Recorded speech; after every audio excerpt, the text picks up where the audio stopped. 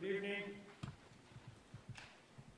I would like to thank members of the board of the trustee, my colleagues, faculty and staff, and members of the community, and all the students who have come here tonight. It is a great pleasure to be here, and I would like, before starting, to take a moment of silence for the victims of the Boston Marathon.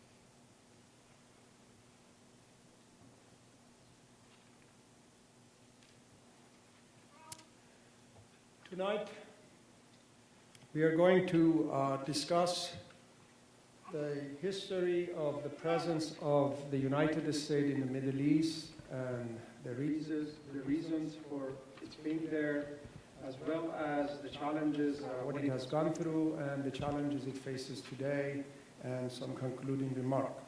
So my discussion tonight will begin with the definition of the area, its geography and religion, discussion of the U.S. interest in the Middle East, a general overview of the history of the U.S. presence in the area, which you, by the way, have the more detailed timeline chronologically in your hands, so I wouldn't be spending time going to the detail. And then toward the end, I will discuss the current challenges the United States faces in Afghanistan, Iraq, Iran, Syria, and Bahrain, and I will conclude. Where is first the Middle East? If you notice, there are going to be two slides I will show you. The definition of Middle East itself is a problematic topic, subject of a lot of articles and debate in the field by the experts. And the reason is because the Middle East and the very concept of it was defined by the European where they were. They decided whoever was on their west, they were on one side, defined them in that way. Those people were in the east, and they were defined as the people who were in the east. And the people who were closer to them, they called them Near East. And in fact, Middle East also sometimes, and you will see in some of the tables I have, the data is presented as Near East as well. And those who are farther out, they're called Far East. And then we have Southeast, and so on. So the broader definition of Middle East is, as a matter of fact, as you notice it here, it starts from Iran and goes all the way to the Persian Gulf and comes down here and goes and covers Africa, almost to the North Africa to Morocco, and south of course, to the Mediterranean area, which is Turkey up here. This is the Mediterranean area. So this is the broader definition, which is not what I will be talking about tonight. I am going to leave the North African countries out, and I'm going to talk about this area. I will include Turkey, Iran, and I will also, here, it's a better picture here. We'll have a better graph. Here I will go to Turkey, and I'm looking at Turkey, Syria, Lebanon, Iraq, Israel, Palestine, Jordan, Saudi Arabia, Yemen, Oman, United Arab Emirates, Qatar, Bahrain, Kuwait, Iran, and I will include these two countries, Afghanistan and Pakistan, in my discussion. I mentioned a little bit. Pakistan is often cited as a part of Southeast Asia at times in other maps, and Afghanistan often is included with the countries which go up this way, is called as a part of Central Asia. But I will include them because the United States has a very strong presence currently and is involved there, and much of its involvement in Pakistan and Afghanistan today is really because of its presence in the Middle East. For other reasons as well, but in particular, you will see in a minute, a lot has to do with the Middle East. Now, I want to give you a little bit of a feel for the religion in the area. and its significance because it continues to play a role in whatever we are going to discuss. Majority of the people in the area are Muslims, and it doesn't mean that there is no other religions there. In fact, much of Christianity started there, Judaism started there, so the Middle East is actually the cradle of all of the major religions of the world. However, today, majority of the people are Muslims, even though we have Jews in Israel, we have Jews in Iran, we have Jews in Turkey and many other countries. We have Christians, the largest and oldest Christian community in Egypt, in Syria, and in some in Iran, as well as Iraq. So it's not that the other religions don't exist, but the fact is that the largest segment of population is there, and that's what those colors represent. Now, the Muslims are divided into two groups, and those are Shias and Sunnis. The Shias are smaller and a minority in some way, and the majority of them, if you look at it, the lighter green, majority of Muslims around the world are all Sunni. But this is where the significance is. Iran is the dominant Shia country. Then next would have been, actually now is Iraq, which has become dominant. Iraq was a Sunni-dominated government, which when the United States went in there, helped the Shias, and the Shias now have become dominant, and the Sunnis have become a minority. The Sunnis numerically in Iraq have been always a minority. However, they never declared it. The reality, the opposite reality is what you will see actually in Syria. In Syria, the Shias are a minority. However, they are the one who control. President Bashar Assad and his government is Alawite, or a segment of, or a sect of the Shiism, and they are the one who rule the area. However, the majority are the Sunni, and the groups who are fighting today in Syria against the current government, or Bashar al-Assad government, they are mostly Sunni.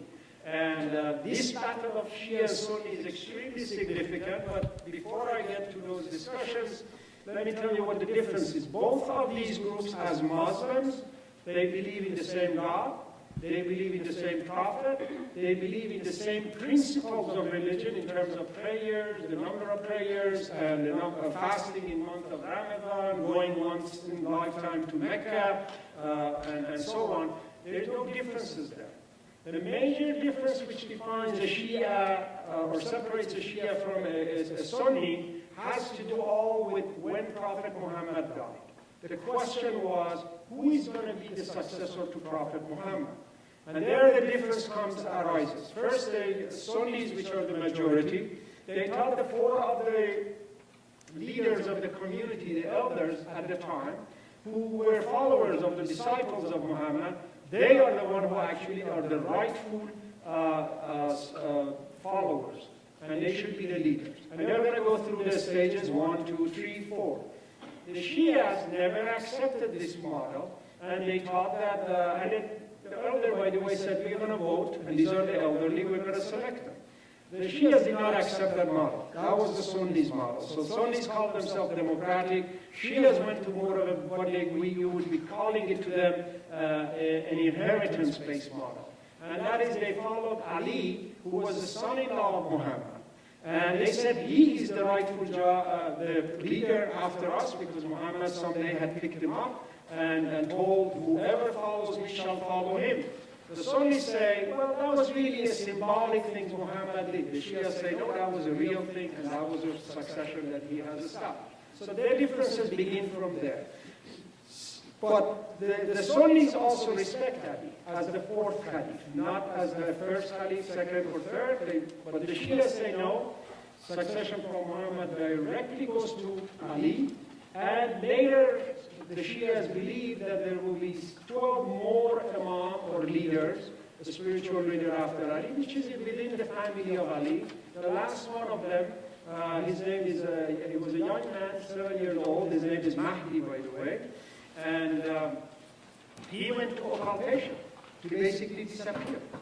Like many other religions, which they do have this concept of return, or Messiah one day coming back when the world is really corrupted and bad, and there's no hope anymore, and God will send His messenger and protect the earth and correct the course.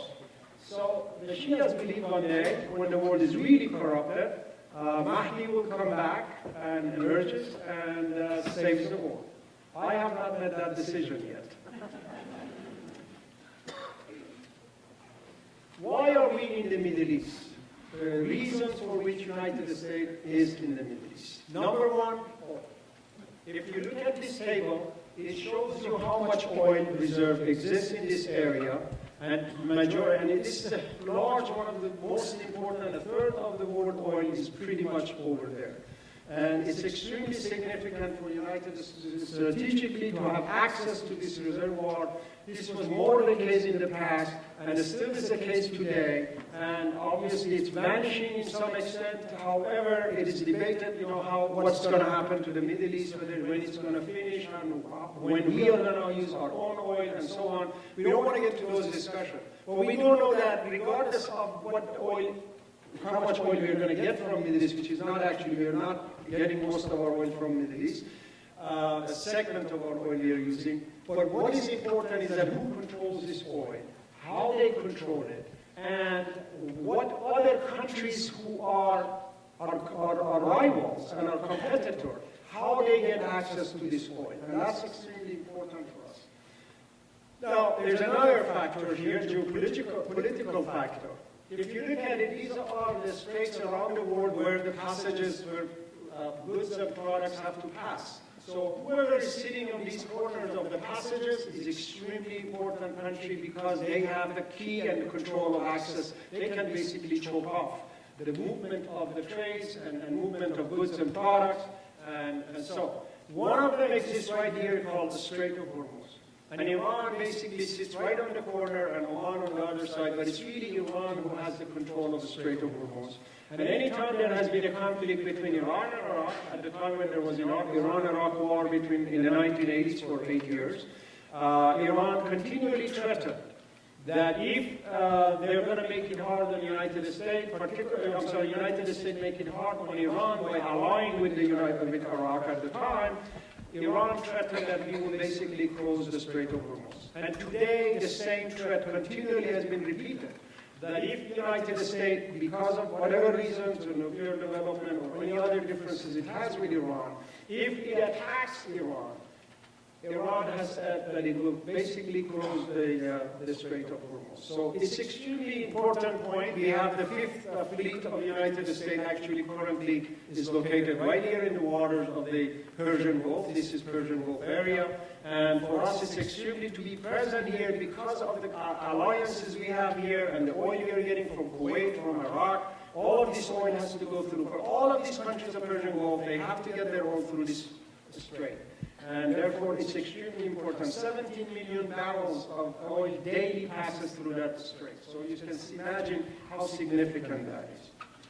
The second reason, we have been in the Middle East all along, particularly after 1917 when the Soviet Union was created, or Russia became a communist country. We basically became a competitor with Russia in terms of influence, trying to win alliances, make treaties with the countries, and exclude anyone who was going to have a relationship with Soviet Union. Well, the Soviets did the same, but look at the realities of it here. The United States is green, and all these other green countries were allies of the United States, and the Soviet Union being a little bit on the ground, light brown, and these are the allies of the Soviet Union. So if you look, and all of this was called the spheres of influence. So leave these two countries aside, all of these other would be spheres of influence, where these two countries have influence and friendly relationship.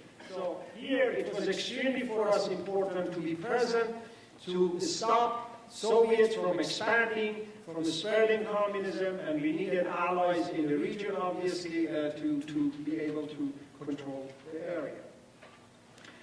Today, this is a more current picture. It will indicate to you that actually where we do have basically our military bases.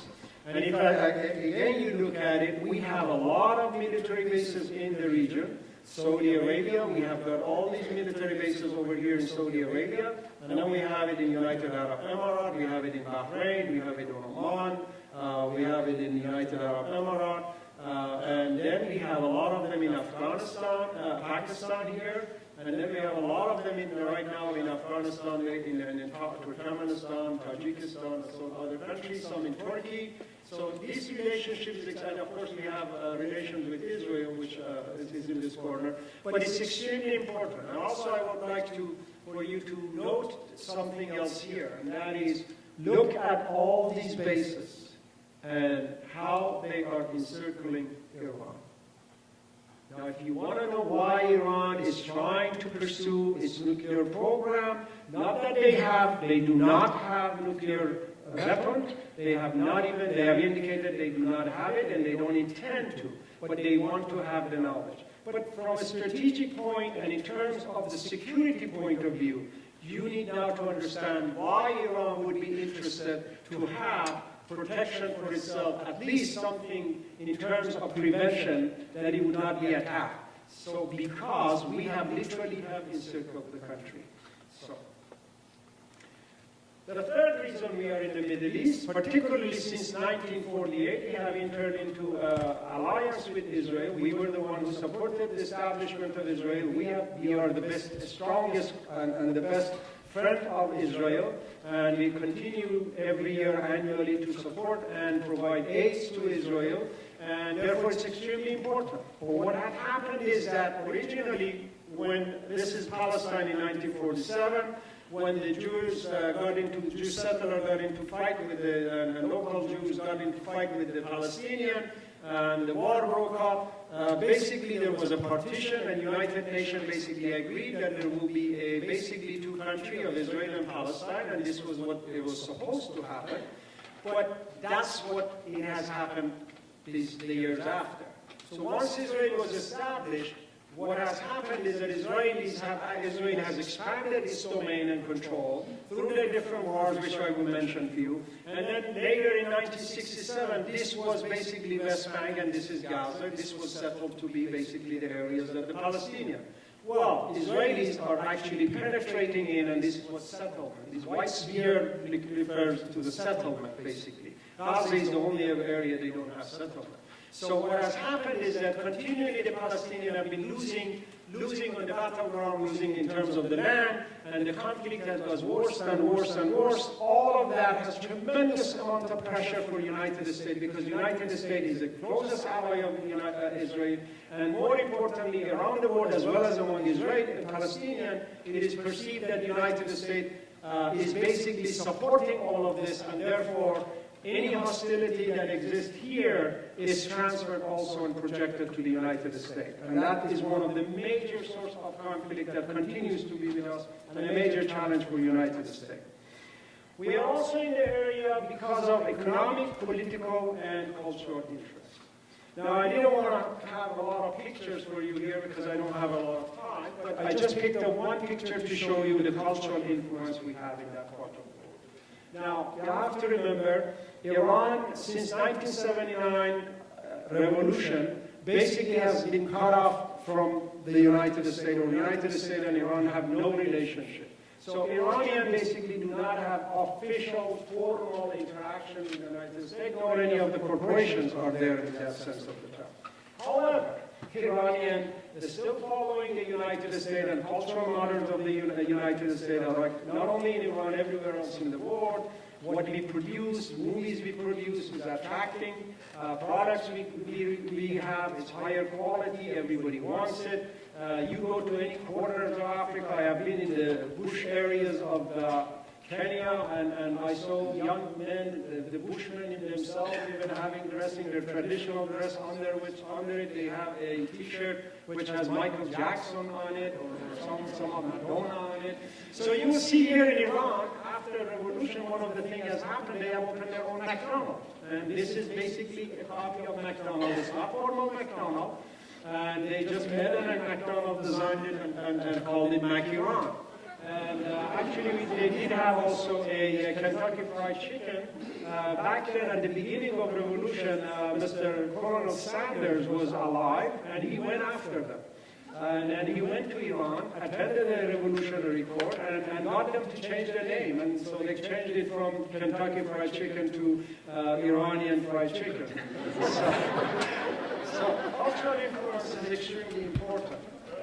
Now, let's look at now the economic importance of our relationship with the Middle East. This is a table indicating to you of MENA. This is Middle East and North Africa. I indicated to you much of the data depends on who is doing it.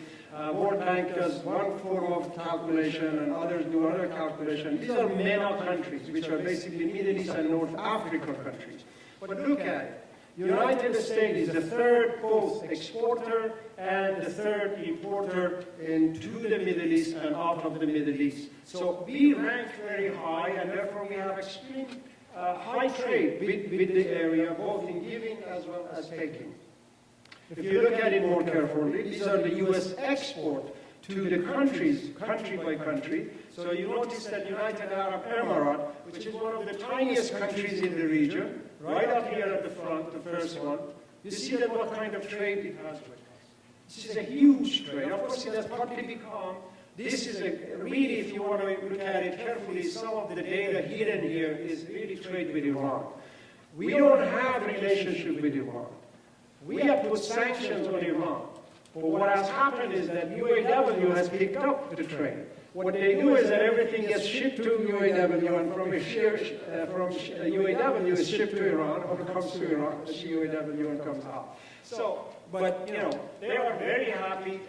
They have been very happy and excited about the fact that there was an Iranian revolution. And I tell you one more thing: all of these countries in the Middle East, they are very happy that the relationship between the United States and Iran continues to remain hostile, because they're benefiting from all of this economically, they are benefiting from political favor they're getting from the United States, and therefore Middle Eastern basically expression goes, the enemy of my enemy is my friend.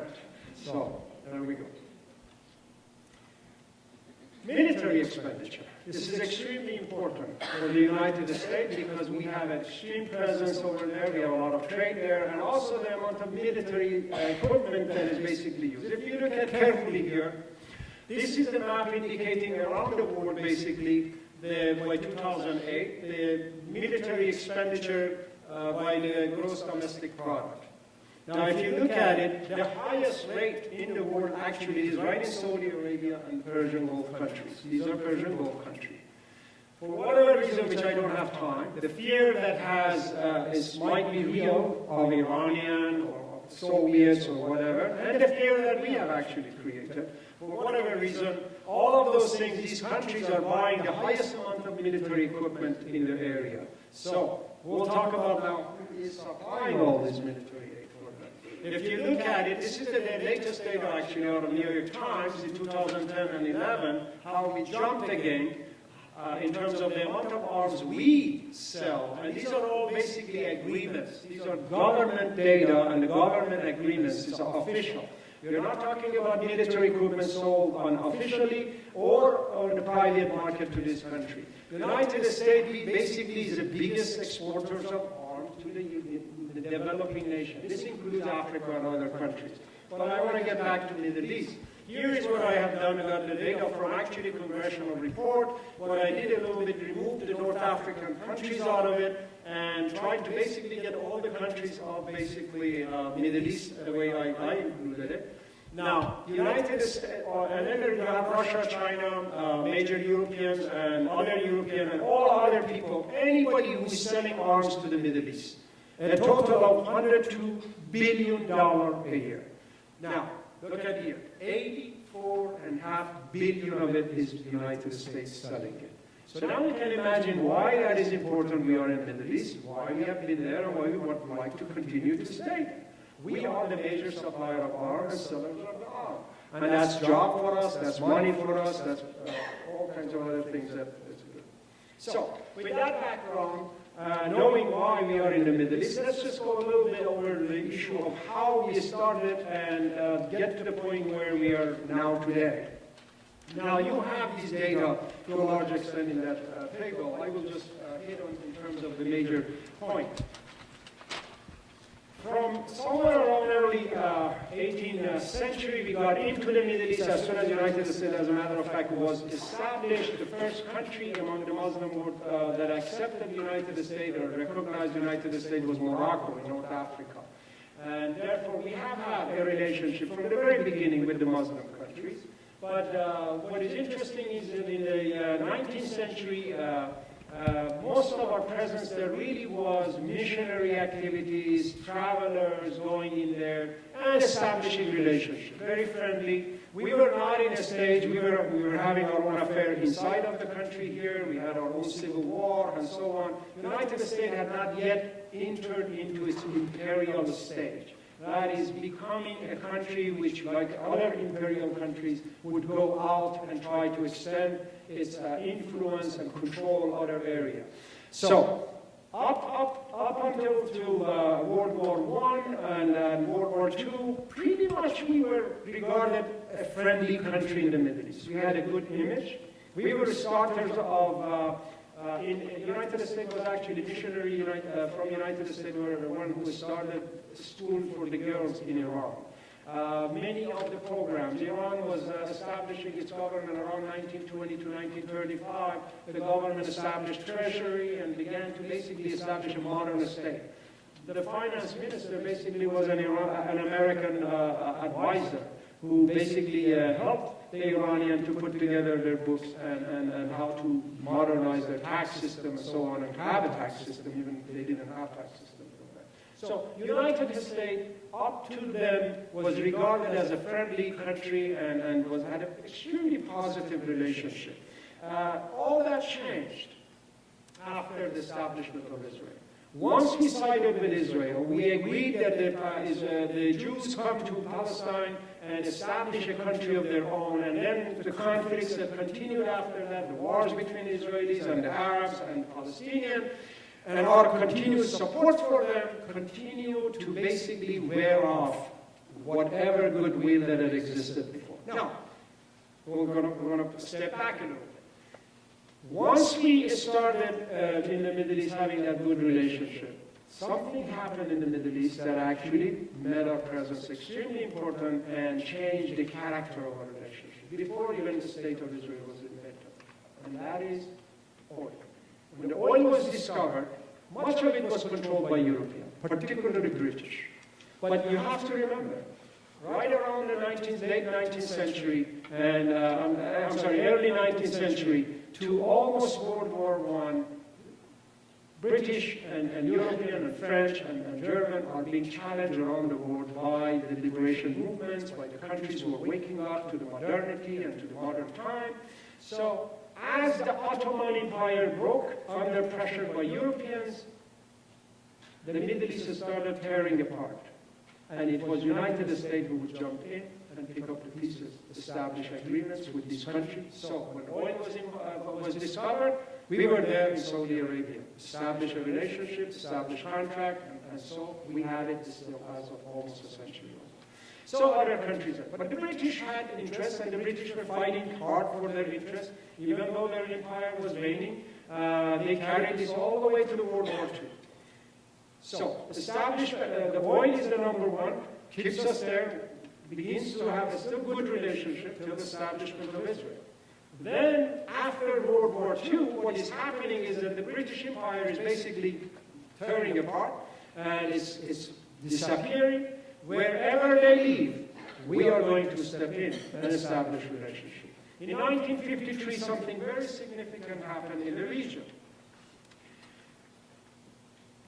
A local leader in Iran, Dr. Mohammad Mossadegh, who was a prime minister, elected prime minister, he wanted to nationalize Iranian oil.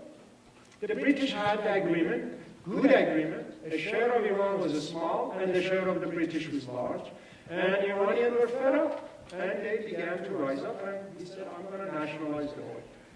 This is like the beginning of the Cold War. I haven't got to the Cold War, but this is at the heat of the Cold War between Soviet Union. Soviet Union has been established in 1917, so we have that conflict. So from there on, our presence there is always overshadowed with communism. So we're extremely conscious of communism. Mossadegh challenges the British and wants to nationalize the Iranian oil. The British try to overthrow him, they don't succeed. So they come to America, and they tell America, this guy is a communist. Can you help us to get rid of him? Americans say, okay. They just send the CIA. They send Mr. Roosevelt there, actually from the family of Roosevelt, President Roosevelt. He goes over there, he tries, he fails. The United States thinks the situation is not good. Orders him come back. He does not. He stays over a week, replans it, even without the order from Washington, and succeeds this time. And overthrow Mohammad Mossadegh. Of course, we were ready to pick up the punches. So what happens, the United States basically returns the Shah to Iran. So we established a very significant alliance with Iran, the coup d'etat of 1953. That was a very crucial one in terms of creating a very negative image of the United States in the Middle East. From there on, the United States basically is considered as an imperial power who comes in, overthrows the government, and establishes, puts in the language of the native, their own puppet governments. And so on, it goes on with all the other countries after that. So from this point on, we have a very negative image of the United States evolving, but still, things are peaceful. We are not in the globalized world of today. Communication is not vast. So it was easy for the United States to maneuver and control the situation and establish these relationships. Much of the fight and conflict that exists in the area is the question of the Communist Party and communist members coming in these countries that we have established alliances, whether it would be Iran, whether it would be Turkey. So we were always on guard for the communists. And we didn't pay any attention really a whole lot about other things. Till there was the expansion of the communists, and during that coup d'etat, they had become concerned about the communist groups. So what happens is that the United States in the 1960s, particularly with the Kennedy administration, they began to put pressure on the local governments, like government of Iran and the governments, other allies that we had, that why don't you reform? Why don't you get things straightened so we would not have so much dissatisfaction that the communists become so attractive and the program become attractive? We tried those things, of course, we did not succeed much. Another conflict that constantly was brewing and led to several wars, at least 3 major wars, is the relationship between the Arabs and Israel and the Palestinians and Israel. They go through 3 different wars in different times and period, and all of these wars are wearing basically Palestinian down, making Muslims more and more angry, and obviously Palestinians losing more, Israelis expanding more, getting more land, and obviously the frustration is brewing, constantly coming up. 1973, what happens is that Egypt and Syria attack Israel over the previously captured lands, and they try to win. Well, the U.S. comes in with $2.2 billion emergency aid and helps Israelis, and the Israelis again win. And this becomes an extremely frustrating moment for the Middle Easterner, particularly at that time, Mr. Faisal, the leader of the monarch of the Saudi Arabia. He got angry, he got into other people. At this time, you have to remember a few years, the oil exporting countries have got together and established OPEC, or oil-producing, exporting countries, who got together, some from Latin America, like Venezuela, Mexico, and others. And they all said, well, why don't we just agree? United States and other countries in the West, they set the prices of their own goods, and they sell us and force us to buy it at their prices. Why not we do the same thing? So they did. In 1973, they basically decided to raise the price of oil, and they raised the price of oil almost 70%. The result? Oil lines, fuel lines in the United States. That was the biggest shock for the people in the United States, first time in their lifetime. And remember, the cars over back then were all 8 cylinders and large and huge. If you look at the pictures of 1960s and 70s of cars in the United States. So we were using a lot of oil, and therefore all our transportation was dependent on foreign oil. And all of a sudden, the oil prices are going off the roof. And the countries which basically actually had allied themselves in the 1973 war with Israel, they basically embargoed. That was a tremendous amount of pressure. And the United States had to deal with that reality and adjust itself. Okay. Now we arrive almost toward 1970s, the Soviets begin to move into Afghanistan. And Iran starts having a political uproar and political social movements. The steam is picking up against the Shah of Iran as a dictator, as a US puppet, and there comes a man called Ayatollah Khomeini, a religious man like a Gandhi in India, who wants basically to bring justice to the country and get rid of this American ally or puppet. Iran, Shah of Iran, of course, was a strong man in Iran and a very close ally of the United States, armed to teeth, was regarded actually the strongest ally of the United States. Just a year before revolution, President Jimmy Carter goes to Iran and actually toasts with the Shah of Iran as the strongest, as the bastion of the strength and the stability in Iran. Well, students in Iran that day demonstrated, and the smoke actually got to the palace. And President Carter, of course, didn't have the foresight to see. Nobody else had the foresight. Nobody, no Iranian, not even the leaders who later became leader of Islamic Revolution. They themselves thought that a year from now they would be overthrowing the Shah of Iran. And so, Iran was a strong country even as of the day 1976 when I left Iran. We were in the airport. We got in the morning in the airport. The day before, I had no idea. I had finished my master's degree. I got into Iran to visit for a month and then come back for starting my PhD. This is 1978. And the night before I wanted to leave, all of a sudden I was hearing rumors here and there. I knew there were demonstrations here and there in various streets. Muslim groups after the mosque, they come out and attack the bars and places where they should sell liquors and so on. But for the first time in my life in Iran, I saw the day before I left, 1 million people in the street. We still had no idea. We knew that the Khomeini, Saddam Hussein had kicked Ayatollah Khomeini out of Iraq, who had been exiled by the Shah. So we get into airport in the morning. I hear that there have been a shooting today when the people again went out and the government has shot them and they declared the emergency, military or martial law. When I got to the airport, they gave me the passport. The guy said, "Good for you, leave." And I'm crying, leaving the family, a young man. And I said, "Why?" He said, "Martial law. Don't you know that?" This is very early in the morning, about 4 o'clock. We got to airport, we sit in the plane, and then we got moving. What happened? Zhou Enlai, the vice president, the prime minister of China, I saw that in the plane, we saw in the window. They brought the red carpet, they put it down. He came in, he passed. Iran was still a strong country. Shah was a strong country. So what happened? We get to London. Back then, there was no straight flight. We had to get down for refueling. We get to London. We look at the paper. Bloody pictures of Iran. What has happened?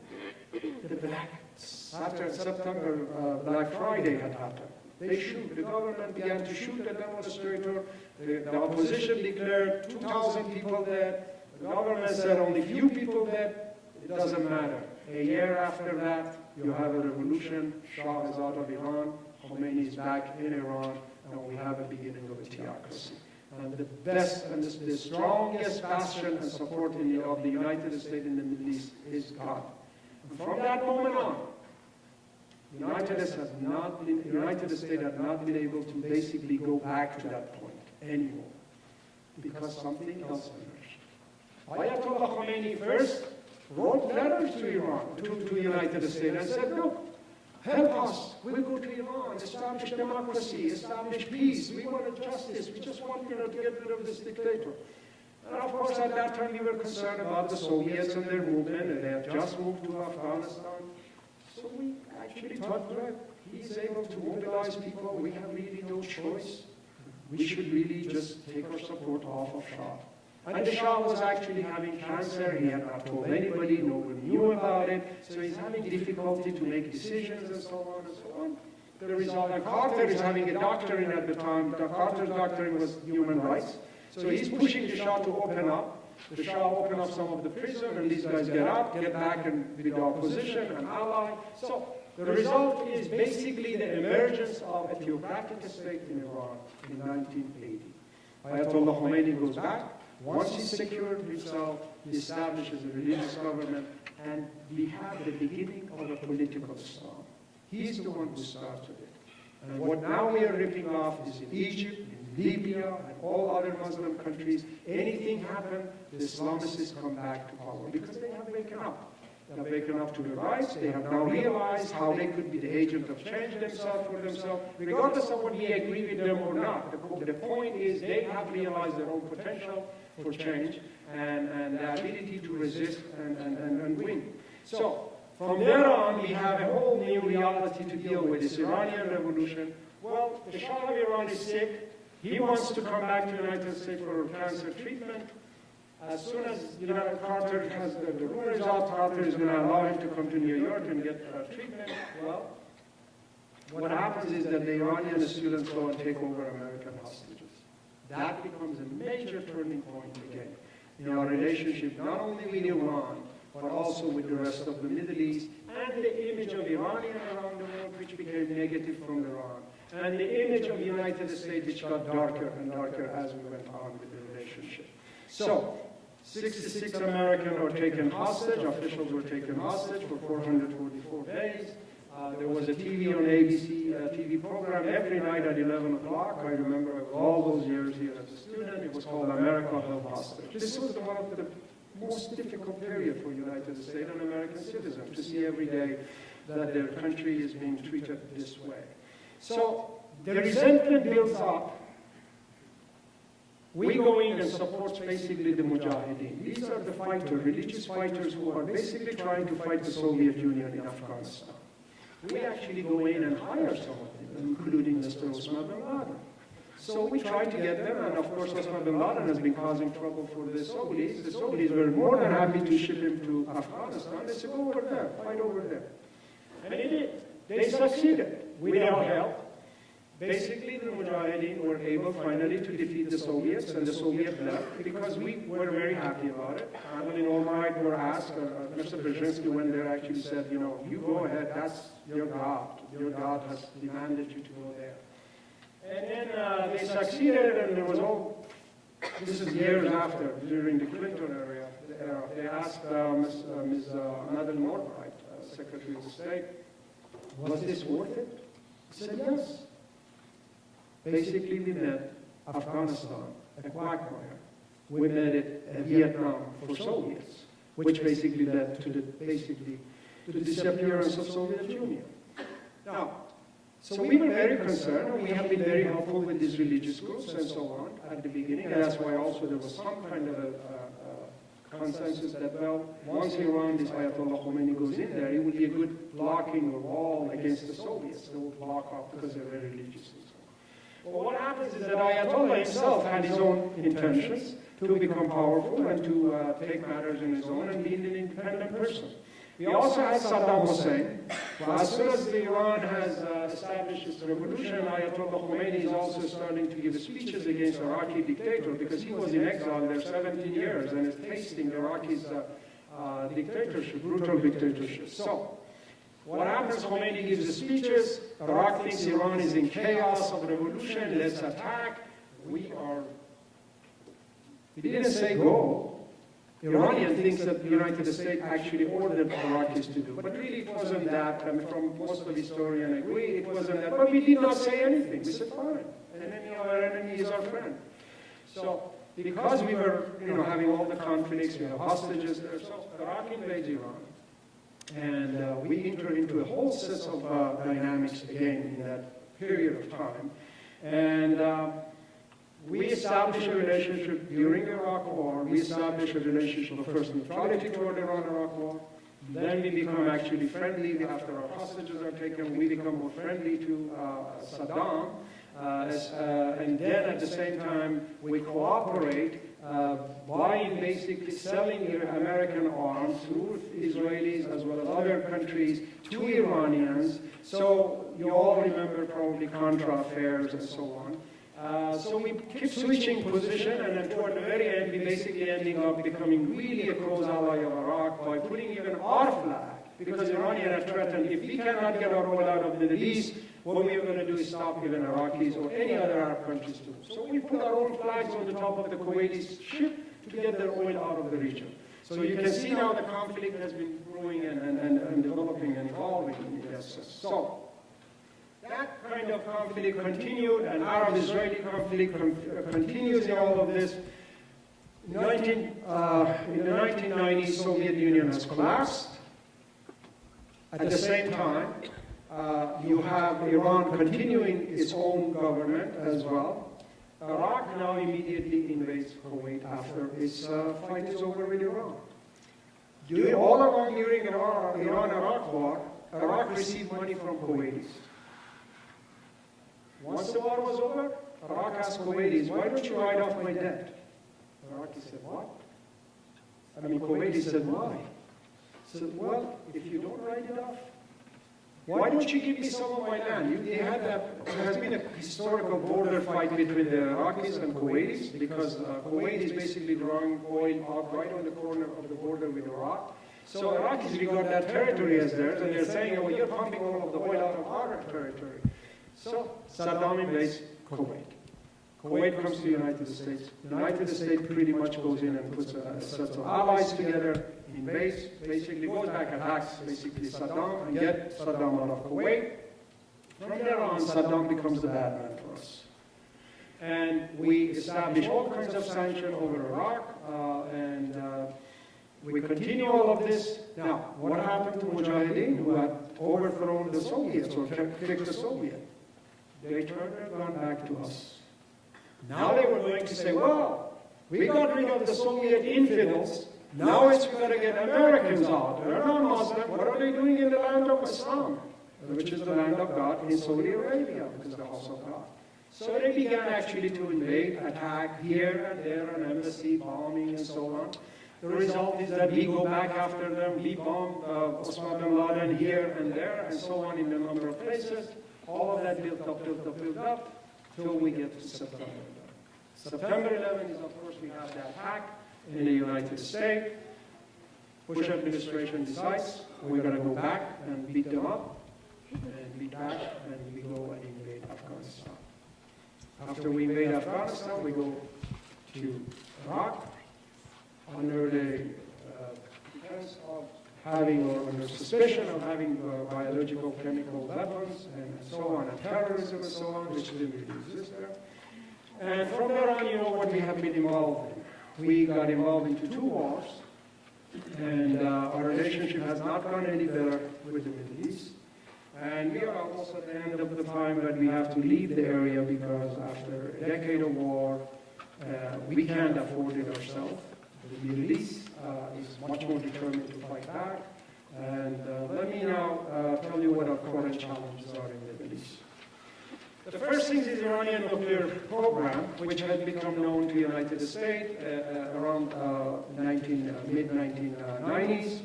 And we have used that actually to use that program as a way of trying to put pressure on Iran. All along, the United States had really had an intention to help anyone to overthrow or change the government to Iran. And that has been, the nuclear program, of course, has given a good venue to push for it. That's the one challenge that still continues. I'll come back in a minute to it. The second challenge we have is the Arab Spring, which began 2 years ago. From Tunisia, then went to Egypt. Government after government, our allies, Western allies, are being overthrown. And as a result of that, we are now have to deal with it. And every time there are elections, Muslim groups and Muslim brothers and religious groups are actually winning the election, and they're beginning to write the constitution in their way. And we have been able to manage, and I'll talk about it in a minute, as my time is running out.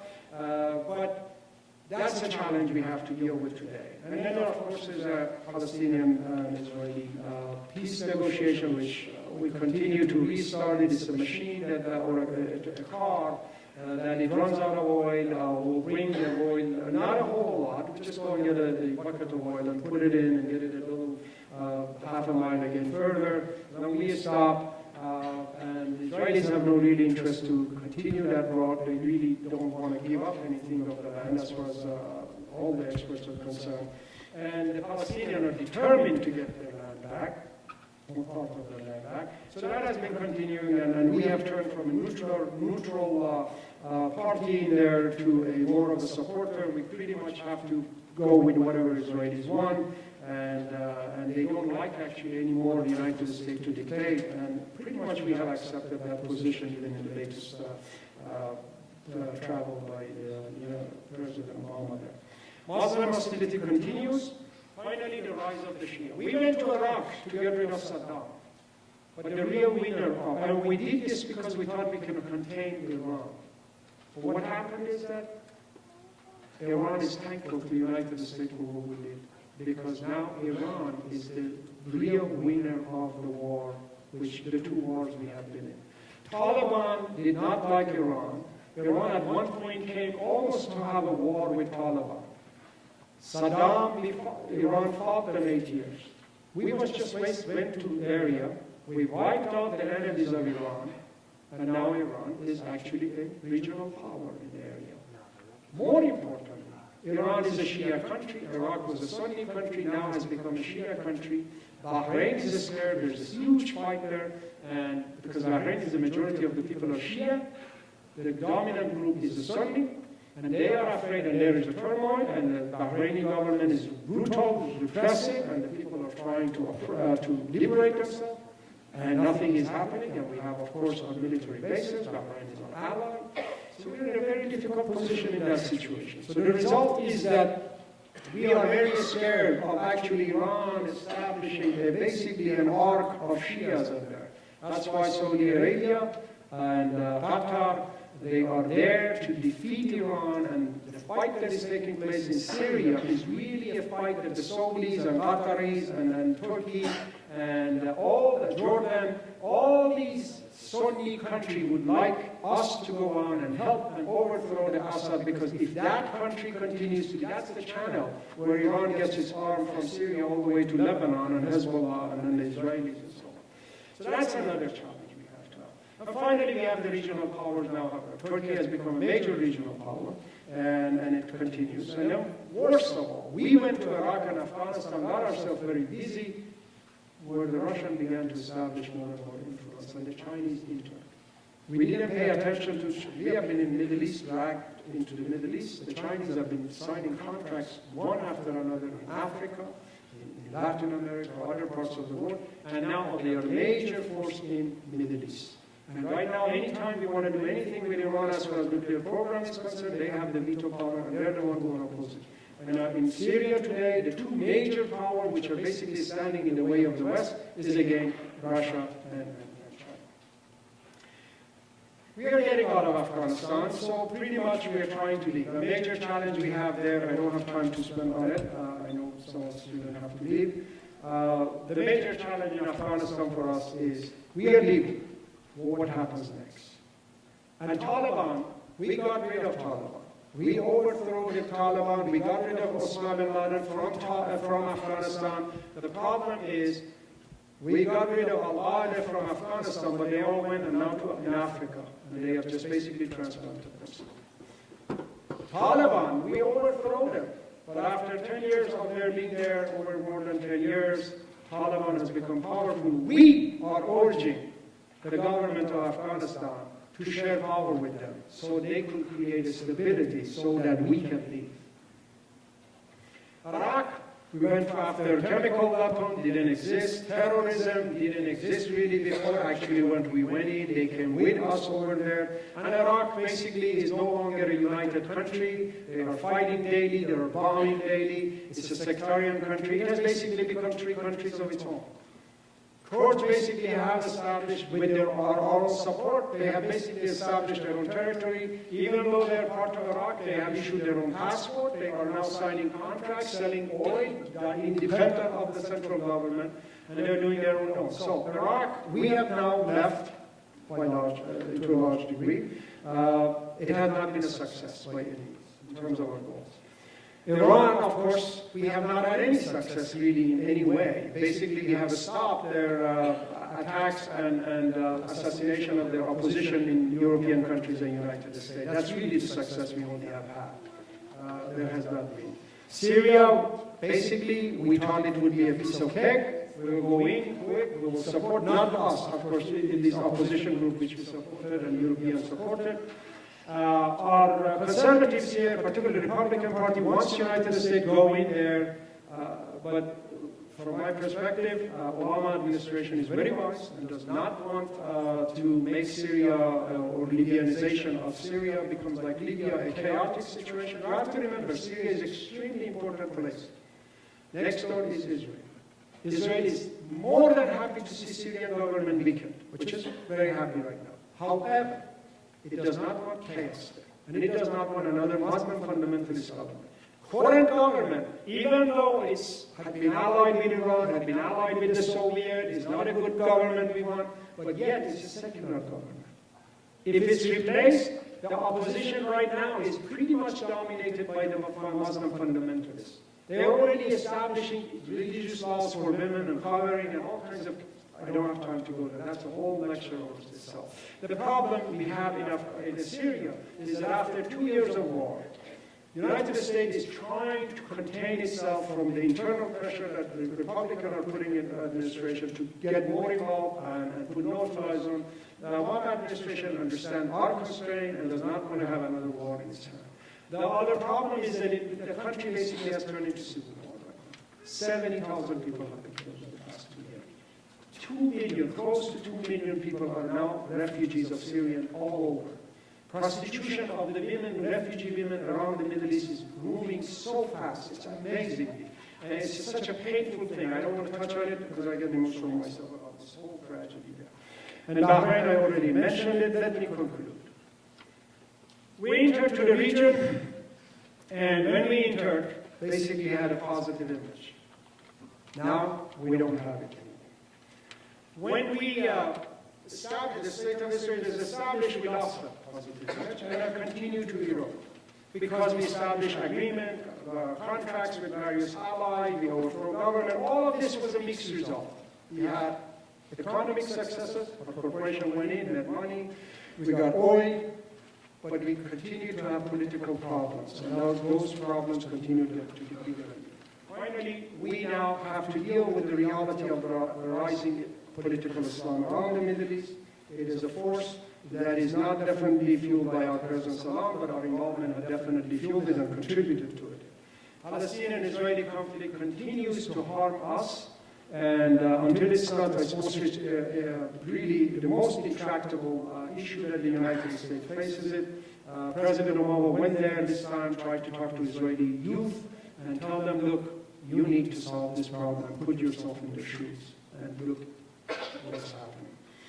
Finally, we are starting to lose our hegemonic position. Chinese are entering to the area, and they have tremendous amount of contracts and trade relationship. So are the Russian, and the rise of the political Islam as well as political region. Thank you very much for your attention.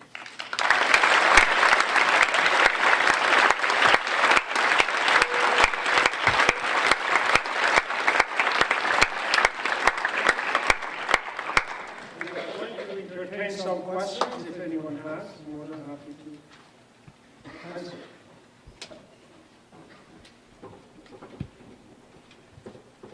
Yes.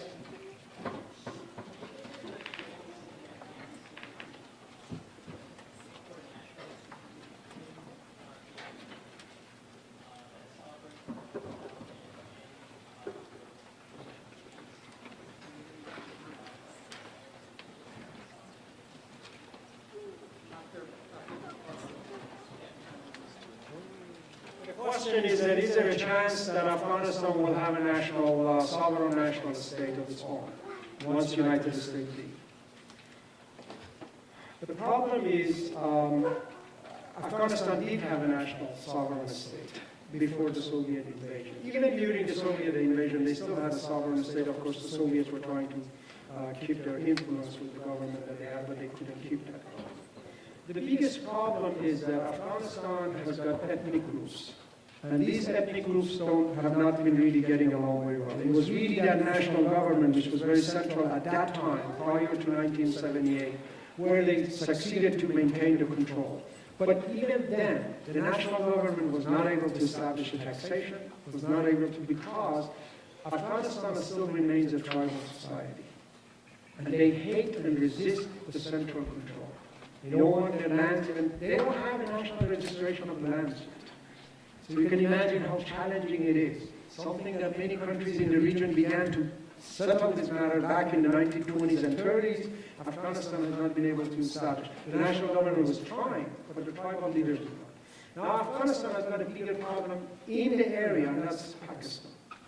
Pakistan would like to see basically Afghanistan as its backyard. And it continues to basically be influential. Taliban was a product of Afghanistan. Osama bin Laden was hidden by Pakistanis right next door to a military base. And today still they have the influence, and they like to have Pakistan stabilized, but under an influence that it would be theirs. And Taliban was one of them. So, would it be possible? I hope so. You cannot be pessimistic about it. But it is not in horizon in the current situation. You have a national government, but it's being fought very strongly, and now we are trying to actually get Taliban in. So you could imagine what kind of tension it would be. It would be a difficult road. But Afghans are resistant. Afghans are very strong people, and I am hoping that that will be the case someday. Any other questions? Yes. Speak very loud.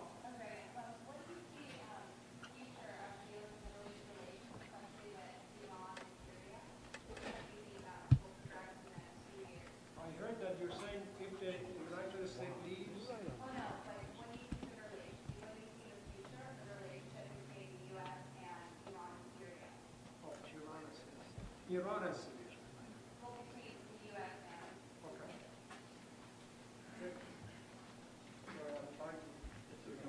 and the question is what kind of future we could see between Iran and the United States, and Syria and the United States. One of the things that's happened is that Iran and the United States really do not, from my perspective, this is one of my areas that I follow all the time and talk about. Iran and the United States have no choice but to get along with each other, if they don't want war. Iran definitely doesn't want war, but it wants to pursue its nuclear program. And most important in terms of its nuclear program, it wants the United States to recognize Iran as a nuclear power. Not for weaponization, but the United States wants to, particularly the Obama administration, is more than happy to accept that Iran is a nuclear power and that they control, but they want the fuels be taken out and most of the spent fuel be taken out of Iran and then returned and give what Iran to have a little bit more control over this. The Iranian originally agreed with some, and then we backed off. Let me put it this way. Iran and the United States, neither of them have been negotiating in good faith. Why? Because they don't trust each other.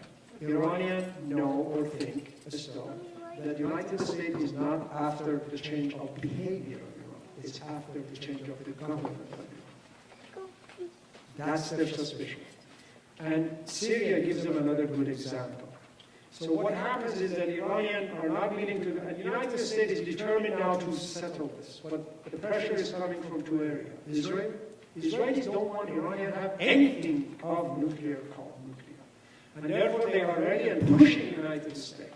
And through their alliances and influence over the U.S. Congress is much more radical about Iran than actually their presidents, even President Bush. They have to constantly actually increase. Much of the sanctions, the draconian sanctions put on Iran today, is because of way, it's partly to control Iran, but partly to really cool off the Congress's demand to go to war with Iran or push war against Iran, or Israelis demand to push. Because the Obama administration really doesn't see war as an option. And no other expert, even our American military does not see it as an option. So I really think that if cooler heads succeed, or we don't get into an accidental situation, this shall lead to some kind of successful negotiation where they would come to terms with each other. Syria is a totally different kettle of fish, as they say. Syria is, finally I feel that in Syria what's going to happen, what has happened in Afghanistan is going to happen. In other words, some negotiated settlement. In fact, today, around the European countries, slowly they're coming to terms that there has to be a settlement between the Syrian government and its opposition. The problem is the opposition now has become infiltrated by the Islamists. They don't want to settle with anything less than just getting in and being, the king of the place. And we don't have a whole lot. And one of the reasons the United States government and administration is opposed to what Mr. McCain is asking, that is more arming of the opposition, offering them flights and so on, and bombers, is because the United States doesn't trust the opposition. The opposition is infiltrated, as I mentioned to you, by the Islamists, jihadis, whatever Salafis we call them. And therefore, we don't want another chaos in our hand, another Libya type situation. So I believe in the long run that has to be settled. Israelis also will probably go with a settlement as long as they don't have a destabilizing government in that area, because the stability for Israelis are extremely important. Instability in Syria is basically rekindling the fire of Arab-Israeli wars constantly.